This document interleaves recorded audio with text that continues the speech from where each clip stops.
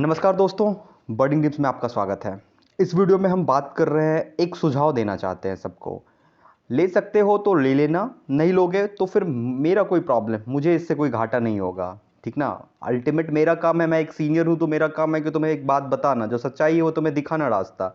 उस पर चलोगे या ना चलोगे वो तुम्हें डिसाइड करना है। हालत देख ही रहे होगे, न्यूज़ सुनते ही होगे कि क्या हो रही है, वैकेंसी का क्या हाल है, सब कुछ देख ही रहे हो। देखो, दो चीज़ हमेशा याद रखना। प्लान, अब इंजीनियर्स को भी प्लान बी बना के लेके चलना पड़ेगा। प्लान ए एग्जीक्यूट नहीं हुआ तो प्लान बी क्या होना चाहिए। और हम लोग जिस बैकग्राउंड से आते हैं वहाँ पे इकोनॉमी बहुत इंपॉर्टेंट रोल प्ले करता है। आपको एटलीस्ट कॉलेज निकलने के बाद अगर आपके पास खुद का इकोनॉमी नहीं है, मतलब आप खुद का रहने का, खाने का, किताब का, मोबाइल रिचार्ज का, ये सब आप जुगाड़ नहीं कर पा रहे हो तो आपको बहुत फ्रस्ट्रेशन होगा। फैमिली से मांगोगे, फैमिली तो देती ही है, फैमिली कभी हाथ साथ नहीं छोड़ती है, लगभग लगभग देती ही है, लेकिन बहुत मुश्किल होता है, ठीक है।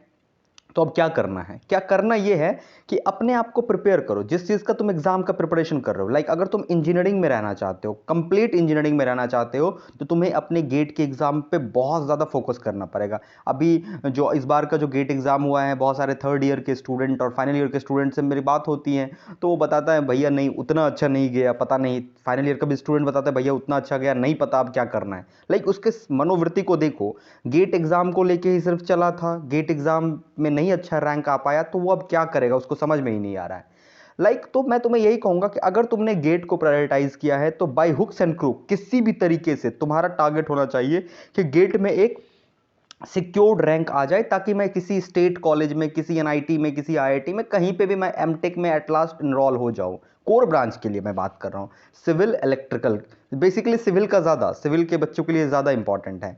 अब बात करते हैं, अगर तुम मैकेनिकल से हो, इलेक्ट्रिकल से हो, इलेक्ट्रॉनिक्स और आईटी सीएससी को तो हटा देते हैं, अगर तुम इन सब ब्रांच से हो, तो तुम्हारे लिए ऑप्शन है। हमेशा दिमाग में रखना कि कैसे हमारा प्राइवेट सेक्टर या कॉर्पोरेट सेक्टर की तरफ जा सकते हैं। अपने आप को उस स्किल की तरह ढाल के रखो कि अगर ज़रूरत पड़ेगी, अगर गेट में मेरा रैंक नहीं आया और फिसल गए, तो मेरे पास प्लान बी होना चाहिए। तो प्लान बी, ईसी वाले, सीएससी वाले, ट्रिपल ई वाले, इन सब के लिए प्लान बी क्या होता है? IT sector. तो अगर तुम इन सब ब्रांच से हो ना, अपने आप को कभी भी आईटी सेक्टर सॉफ्टवेयर से दूर मत करना। टारगेट बनाना, ये जो वो है, मार्केट जो डिमांड कर रही है उसको फुलफिल करने की कोशिश करना। क्योंकि अगर तुम उसको फुलफिल करने की कोशिश करोगे तो कुछ ना कुछ तुम्हारा जुगाड़ लग जाएगा, तुम फ्रस्ट्रेट नहीं होगे, ठीक ना। क्योंकि जिंदगी ऐसा नहीं है कि तुम एक बार सरकारी नौकरी निकाल ली और खुश हो गए, ऐसा नहीं होगा, तुम्हें लाइफ लॉन्ग लड़ना पड़ेगा। तो अगर उस प्रोसेस में एक दो स्टेप अगर तुम्हें कहीं पे लेना पड़े तो कोई प्रॉब्लम नहीं है। अगर तुम वैष्णो देवी जाते हो तो ऐसा ज़रूरी नहीं है कि यहाँ से निकले और सीधे निकलते हो, बीच बीच में रुकते हैं हम लोग। तो जीवन में भी ये कहीं कहीं रुकना पड़ता है। अपने प्रॉब्लम्स को समझना और उसके लिए तैयार करना। देख रहे हो रेलवे का, देख ही रहे हो, IRM का जो था, मतलब इंडियन रेलवे मैनेजमेंट सर्विस जो था, उसको क्या कर रहा हालत है उसका, वो तो देख ही रहे हो।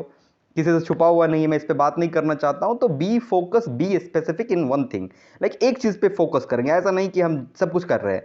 तो अगर तुम्हें इंजीनियरिंग में कंप्लीट रहना है तो अपने गेट को पकड़ के रखो। ये सोचो कि क्या हम अगर इलेक्ट्रिकल से गेट की तैयारी कर रहे हैं तो क्या मुझे ये जॉब दिला देगा। अगर तुम कंप्यूटर साइंस से गेट की तैयारी कर रहे हो और कंप्यूटर साइंस के स्टूडेंट हो तो वो तुम्हें जॉब दिला देगी।